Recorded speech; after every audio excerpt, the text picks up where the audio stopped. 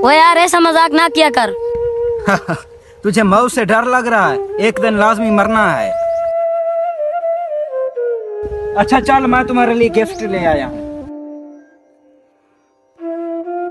ये लो आपका गिफ्ट। अबे ये क्या ले आया तुम मेरे लिए? कफन ले आयो। कफन से डरता है ना, एक दिन पहनना लाजमी है।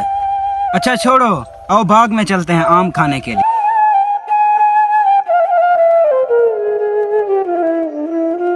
यार तुमने मुझे खड्डे में क्यों धक्का दिया? डरता है ना खड्डे से, एक दिन इस खड्डे में जाना जरूर है।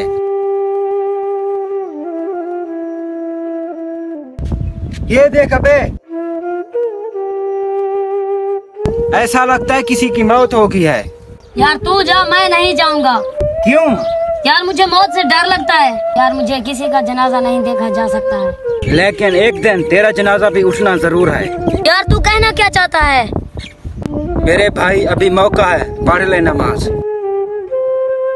लेकिन एक दिन हम सबको मरना जरूर है। इंशाल्लाह आज से मैं नमाज पढ़ना शुरू करता हूँ।